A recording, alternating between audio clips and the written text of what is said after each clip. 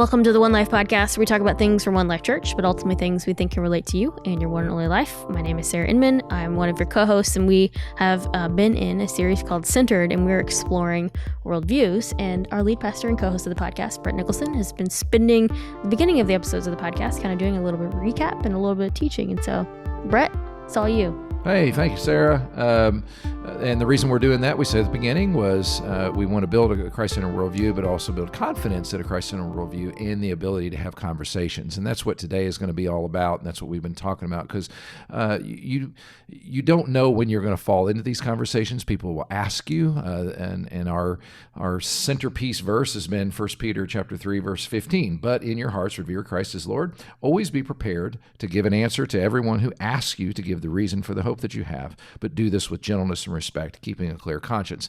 And so I've just been encouraging everybody just to make that kind of this guiding system idea in your mind as you're talking to people, both in regular conversations and on social media, because a lot of people tend to be a lot more open on social media. So these kinds of discussions do happen where people challenge ideas and all that. And it's very important to keep, especially that second part in mind, where do this with gentleness and respect, because the temptation when you're writing, you're not face-to-face with someone, is not to be gentle or respectful. So just remembering that part.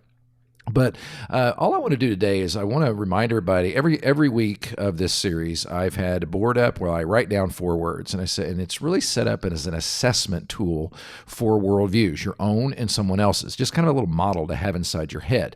And we say all worldviews, all belief systems can be made up of 4 essential things. Number 1, claims. Every worldview makes a claim. Every worldview has reasons. People have reasons for why they believe.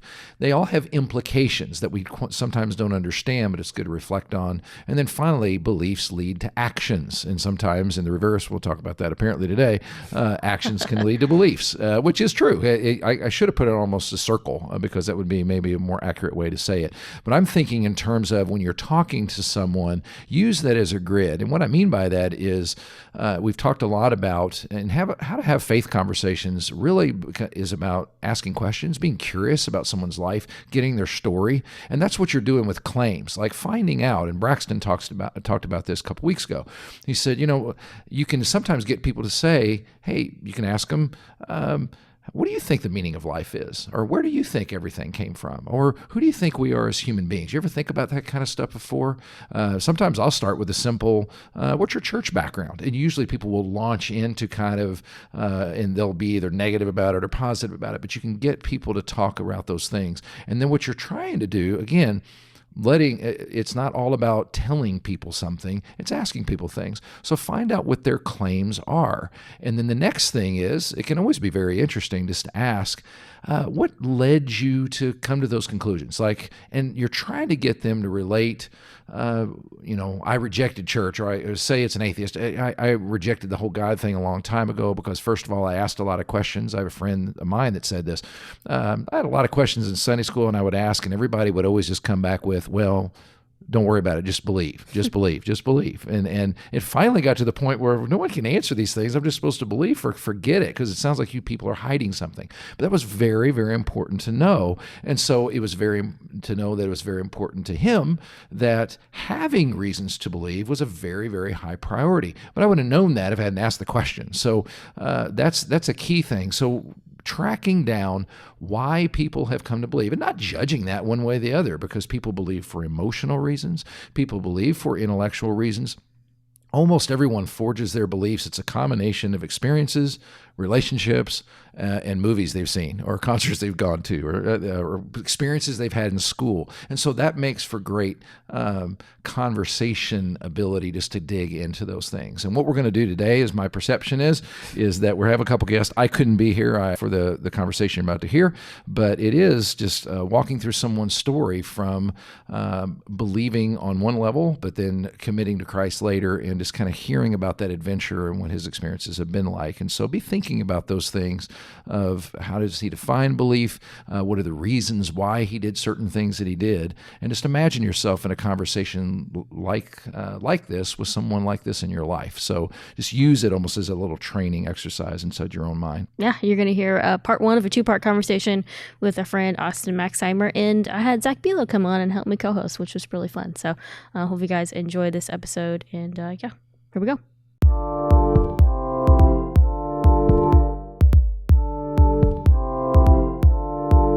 been talking about worldviews. What is a worldview? How we can have conversations with people of differing worldviews, and just kind of having experiences in our own worldview. So it's been really fun through this whole series. And normally we have our lead pastor Brett Nicholson with us, and Brett wasn't able to make it, so I got our friend Zach Belo to sit in with us. So Zach, thanks for co-hosting the podcast today. Excited. I'm excited. Look forward to it. It's gonna be fun, and we're gonna be hanging out with our friend Austin Maxheimer, who we just realized this is his 6th time on the One Life podcast. 6th, more than Zach. Yeah, more it's than true. Zach. Yeah. But what's funny is when I say that, people get mad at me. It's like, well, you never asked me on. So, but it's fun to have Austin on. He's always got great things to talk about. Oh, thank you. He just keeps showing up. We don't invite him. Yeah, I just he's just kind of sitting in every podcast. He's sitting back there, just watching all of them. No, that's great. But we kind of want to continue some of that conversation today. And I thought, Zach and Austin have been friends for a long time, and also both studying different things in theology and philosophy, and just being able to have great conversations. And so should be fun. Should be fun. It should. It should be. And Austin, we always want to make sure we highlight that you're part of Community One. You are I got to read this, the Neighborhood Revitalization Director. Yes, very fancy title, but in this nice platform here at the One Life podcast, I would share that certainly we do neighborhood revitalization work. That just means taking neighborhoods that have been disinvested over long periods of time and just re-injecting them with life through relationships with the residents. But for me, in my faith journey, I see it as a discipleship process. So as Jesus went to his ultimate mission, which we're going to talk about today, of the cross, resurrection, and ascension, he did ministry as he went. Mm-hmm. So as he went to his mission, he did ministry, and that ministry was marked by ministering to the people that had been marginalized in that culture, in that day and time when Jesus was incarnate, living in the world.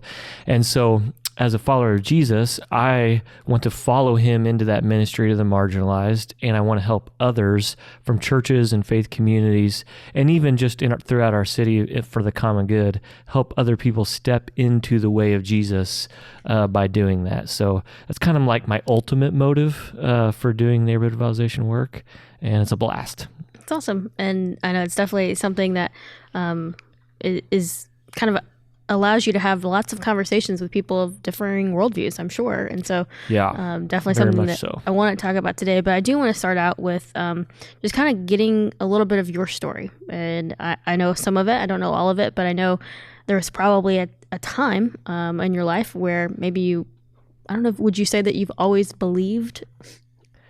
No, I would not say that, if I'm being honest. There was a time when I was driving out to Colorado to work a seasonal job at a ski resort, a ski lodge up on the mountains. And I remember I had packed a box of books and a box of clothes and my snowboard, and that was it. And I was going out, and I never thought I would return because I was killing time to the Midwest. Right. Never thought I'd return to the Midwest because I thought I was going out there to kill time to go to the Peace Corps, and I was going to spend 2 years in Eastern Europe teaching English. And so I was just killing time, getting out of Evansville, where I was slowly drinking myself to death. But I remember on the long drive out there with my box of books and my box of clothes, thinking, while I'm out here in Colorado with this time, I'm going to figure out what I actually believe.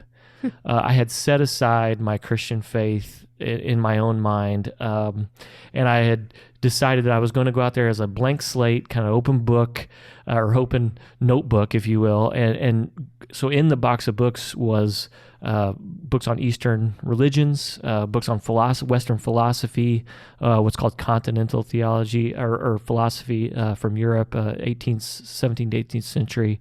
And I just wanted to go out there and in my spare time read through these books and discover on my own what I actually believed, kind of setting my childhood faith that I grew up in Christianity aside. And I had affirmed in my own mind that I did not anymore believe what I had been brought up in. Did you actually get to those books, or did you just snowboard the whole time? I did not get to those books. Great question. The story sounds great, right? Like, I've got a box of books. Got a box of books, and they're still in my closet. It was a really, interestingly enough, I actually went out there and sobered up. I worked under a guy, a guy who owned the ski lodge was a military guy, and so we had very strict rules, worked very, very hard, played very, very hard on the mountain, snowboarding. So I actually was more sober during my time in Colorado. Everyone always looks at me like, oh, I know what you did in Colorado. I was like, actually, I was more sober then than I had been any time since I was 12 years old.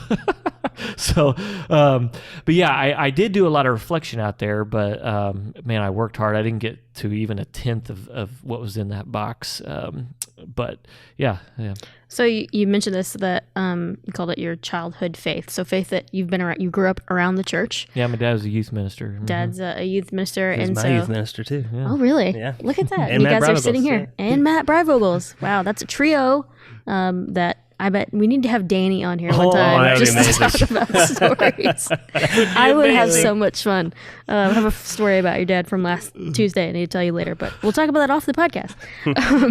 But I think that's important to think for people to understand that I think so often we hear people that say, I don't believe, and I didn't grow up in it, never heard anything about it, but going from it was something you were constantly around to a point where you wanted to try to figure out what that looked like. Can you talk a little bit about what that was like growing up and what your idea of faith was? Yeah, so I had a wonderful church experience. A lot of people will talk about like hurts that they had in church or something like that. That was not my experience at all. I felt very loved. My parents were wonderful. I enjoyed going to church. Our youth group was a blast. I mean, we just had fun. And I also, it wasn't like I didn't believe in those things. Like when I was growing up, I believed in them wholeheartedly. Like I believed in Jesus and I believed in the Bible and I understood the basic message of Christianity, that we have sinned and we are in need of grace and Jesus died for us on the cross. And I believed these narratives and I to a certain extent of what I could as a teenager processing these things, I affirmed them. But at the exact same time, I was also leading a life that could only be described as hedonism. Like I was doing whatever I could to bring myself pleasure. Mm-hmm. That's what I mean by hedonism. And so what's interesting about that, reflecting, it's not like I was processing these things when I was 16, this is on hindsight. But on hindsight, what I realized is that even my church experience was hedonism. It brought me pleasure. Like I had fun doing the church youth group activities. I felt good when people in the church loved on me and mentored me and showed me, affirmation and spoke truth into my life in good and positive ways. So even those things I was using for self-pleasure, even the church experience. So in a sense, your worldview was hedonism, and church was just a part of that sort of. Yeah, wow. Yeah, and I would call it American syncretism is what I think the real religion of America is, and what I mean by that is you take pieces of different worldviews. We've been talking about all the different worldviews out there, and you take all the different isms. Like we've only looked at a few isms, but there's actually a lot more.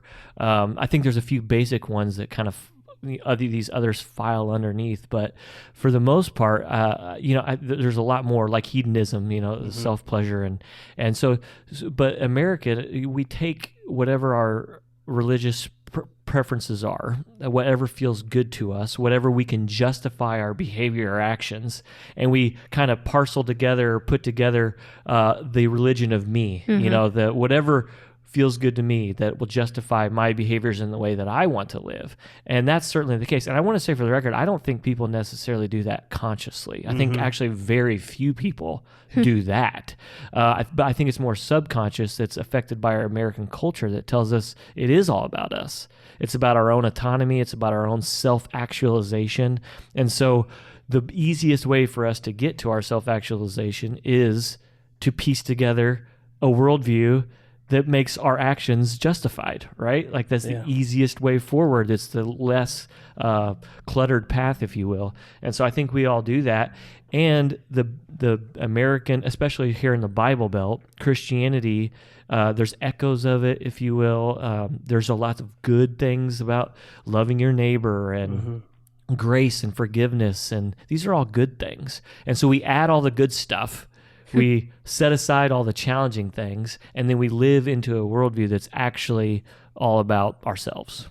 Yeah, that goes back to the whole, like you said, the unconscious part of it is it's all, we're living, the background of what we live in is this, expressive individualism where we create our own identity, we create our own meaning, we build our own, and so it happens at church too. We build our own view of church, and Jesus is there among other things that we sprinkle in and that we want as well. So yeah. I think you're right. And what's really interesting about that is all that kind of individualism and autonomy.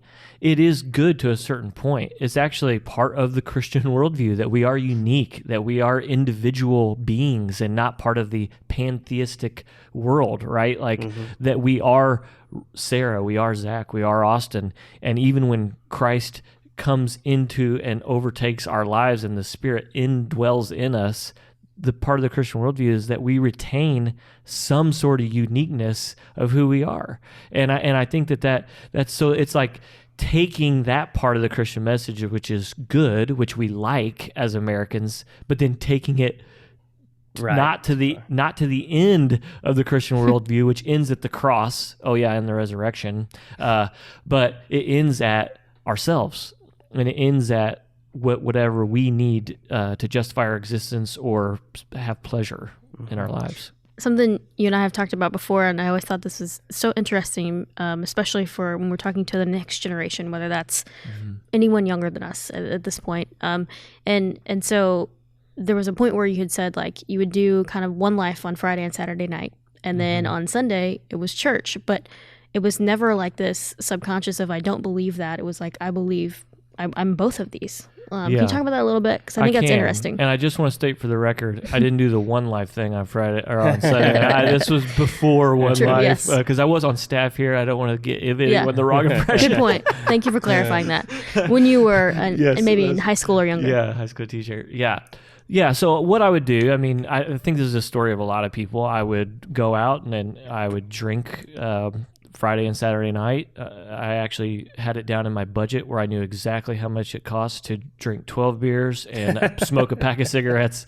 And so I would save that. And Your intro to budgeting was that's hilarious. That's right. Yeah, Dave Ramsey would be proud or my not. Word. Anyways, so yeah, I would party on Friday and Saturday night, and then I would wake up and I'd go to church on Sunday morning.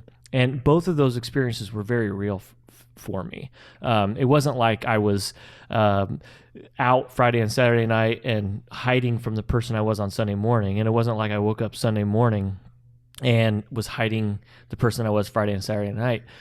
But I did learn later through a wonderful book called Total Truth by Nancy Pearcey, who's been mentioned on this podcast a few times as an author and thinker. Total Truth. I got exposed to this word for the first time called the secular sacred divide. And if you want, we can go into all of it, but it's like a 400-page book. But the basic idea is that through a kind of a natural process of Western philosophy, we took the things of the spiritual realm and we drove them upstairs. We drove them into thinking and idea and feelings and emotions. But then the secular world, the concrete things, what we've talked about as materialism in this world, scientific, verifiable things, they got driven down to the lower story. And what became real over time was the things that happened in the lower story, the things that we could experience, things that we could quantify with numbers and percentages, and those became real, and everything that was driven into the upstairs was unreal, or at least pseudo-real. Secondary. Yes, secondary. And so if you could think about this, things like faith and belief and ideas, those things were all being driven upstairs, and of course religion and Christianity and things like that got lumped into the upper story. And so then over centuries, I mean, this was not something that happened over a short amount of time. It was a slow evolution of thinking and processing and ideas. It became easy for a teenager in Evansville, Indiana, to separate the things of his faith, drive them upstairs, but then go about what I would call the lived experience, Sure. separated from the rest of what I believed. And so both of those were very, very real to me and authentic in a certain way, to a certain extent, even authentic. And I think that's important for some Christians to hear, especially those who are maybe wringing their hands about where their teenagers are at in the process. That cultural forces are very, very strong, and these ideas developed over centuries, and they're impacted by universities and philosophies and media, and it's very complex ways of thinking. And just because your teenager might be budgeting 12-pack of beer and a pack of smokes on Saturday night doesn't mean that they're completely being inauthentic about their faith that they're trying to live out on Sunday morning. It's just that they've gotten this secular sacred dichotomy. It's just ingrained in everything we do, and it's very hard to overcome.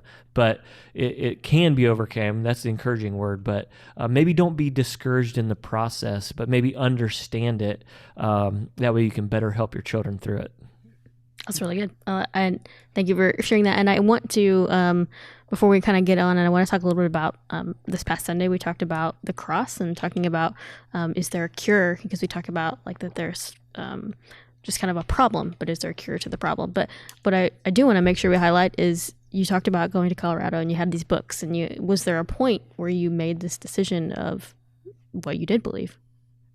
What I believe currently? Yeah. Yeah. So, I mean, I was called, I got a phone call from this girl that I had met when I was 19 years old, a freshman in college, and I hadn't talked to her in 5 years. And we reconnected and were married 5 months later, and she was living out a Christian life, and I lived with her.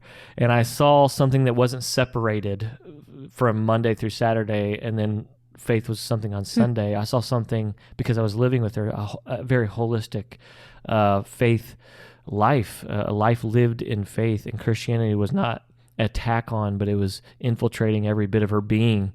And I had to figure out what was going on there. You know, like, I have to live with this the rest of my life, so I better explore this. So it was about a 1.5 year journey of slowly surrendering to Christ. But yeah, I finally got to the point through reading books, through grouping with people at a local church, having conversations, dialogues, observing other people living out their faith.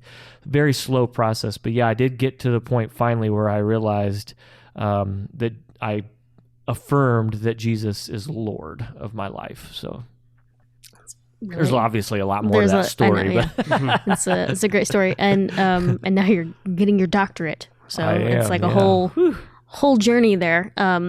But I do want to take some time and ask you both a little bit about this, because we did talk about the cross. We talked about the cure to the problem, and I need to find the actual line.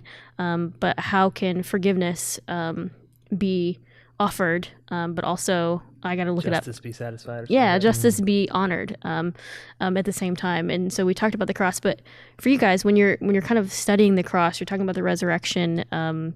Well, let's talk about the cross specifically. Was there things historically that you guys have read or know about that kind of moved you to believe that was something that actually happened? I'll let Zach go first. I've been doing a lot of talking. Well, I'm a processor, so it's going to take me minutes to think about it. I almost believed and then had to, I think I worked it out while I was still believing it, because I grew up in church too, and I remember my son is 8 and he's getting baptized at our next baptism service coming up real soon, and I think I was about the same age, and I believed as much as an 8-year-old could believe in what Jesus did on the cross, and then since then, you know, it's just been been filled out more and more. But at first, it was just beliefs, more kind of like innocent.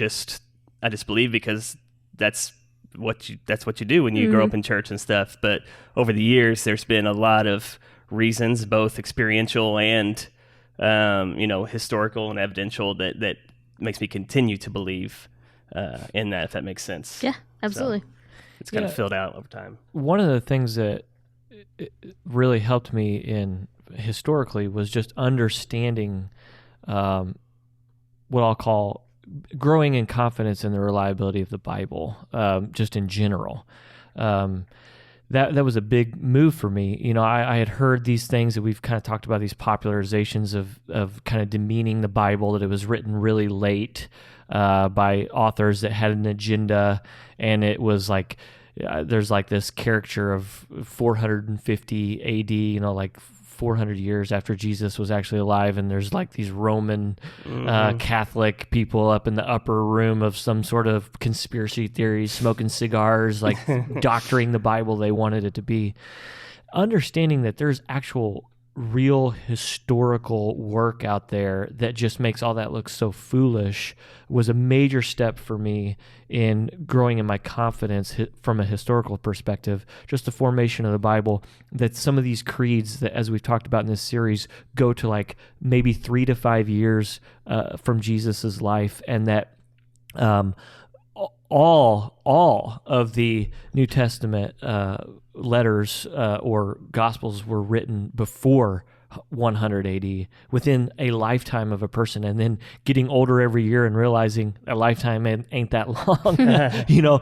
Like growing in confidence in what the Bible says, and kind of removing these pop narratives that surround Scripture, which are still very powerful because they're out there in weird ways in media, that Christians are starting to recapture that. And it's actually interesting that a lot of universities are starting to, and not what I mean by universities is not necessarily Christian universities, not necessarily Christian believing people, but just people that are historians are starting to apply the same rigors of how you would evaluate other ancient literary books, and then affirming the reliability of the Gospels. And most people haven't heard that and don't know it. So they see these kind of emotive dismissals of the Bible, and it's very powerful to them, and they don't know how to react.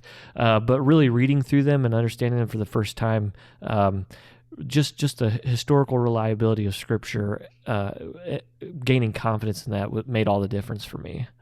And for me too, going along with that, just as someone who grew up in the church for a really long time, the Bible was almost like, and I worry about this for my own kids. And that's why I love when I go downstairs and see them talking about Scripture as a library. But for me, it was almost like the Bible was an alternate history. I didn't see it like intertwined with real history, and it was just this one book that all was supposed to be read the same. And so as I've learned how to engage with the Bible and how to see each style, you know, from poetry to gospel narratives, all that kind of stuff, and read that, it's become more, you know, alive and real too. Yeah, that's very true.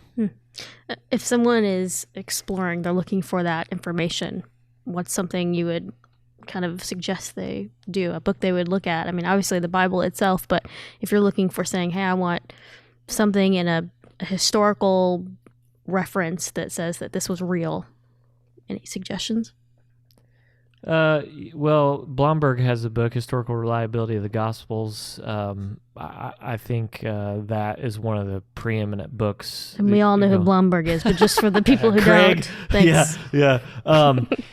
From a pure hermeneutics perspective, and hermeneutics just means the science and art of interpretation. So it's not just like the data that's there, like the literary genres and that, but it's like how we as human beings process information. That's the art piece. It is artistic, if you will, creative, if you will.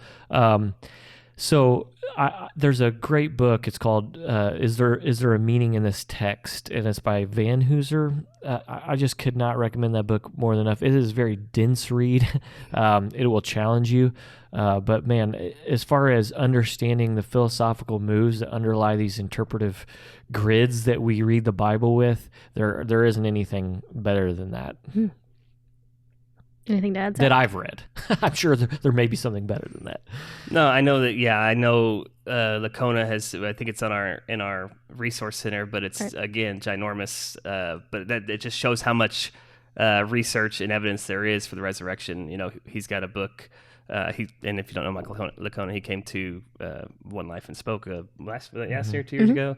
but he's got, I think, a 500-page book in there about the history of the It's right resurrection. behind you, actually. Oh, really? Nice. Oh, wow, it is. But then I also Didn't love I think Tim Keller, I can't remember which one it is, but he just talks about the more existential pieces of the cross, not the evidence for it, but just what it means for us to have a God that suffers with us and for us and all that, and it's really good too. And it's King's Cross, or he's re-released it as Christ the King. It is so good. I cannot recommend that one enough either. Yeah. Wow. I will say, just as a note, A lot of good options. there is so many good resources out there. Really, I'll just say, if you are sitting in ignorance, it's because that you choose to be. I'm sorry, I don't want, that sounds harsh, but it's the truth. Like if you are sitting there listening to this podcast, or sitting, not listening to this podcast because it's a resource and you're probably not taking advantage of it. But the reality is that anything that you would want to gain confidence in your faith at any level, from popular level down to the densest, PhD work, it exists. There's such a rich history, and it's not just in the last few years. We have an amazing, rich history in our Christian faith from brothers and sisters that have been working on defending the faith or making clear the faith, proclaiming the gospel for 2,000 years. That's another thing. Like I forgot, I didn't know. Like Zach and I grew up in a church tradition where we didn't really talk about church history before the 1800s. Yeah, right. There's this amazing, rich historical reality out there that that goes untapped. And so, my little moment of explosion of side note of passion on that is like, if you genuinely want to put in the time and energy and resourcing, which you should, because I guarantee you also put in that much time into Netflix. You should put as least much time as you put into Netflix as you do into your faith. At least, there is plenty of resourcing out there, and any one of the campus pastors, anyone from staff, and most people in your lobbies on a Sunday morning would love to go on that journey with you, especially if you opened up your life to doing that. And yeah, and if you hate reading, another really easy on ramp would be if you were in our services Sunday, you saw Brett showed a video on the moral argument. That was from a group called Reasonable Faith. And if you went on YouTube and searched Reasonable Faith animated videos, I know there's at least a few on the resurrection, historical reliability of the resurrection of Jesus. 6 minutes each, 12 minutes. You could have a pretty sound, solid reason to believe there. So. I think the channel's called Dr. Craig Videos, actually. So you can find all those. Yeah.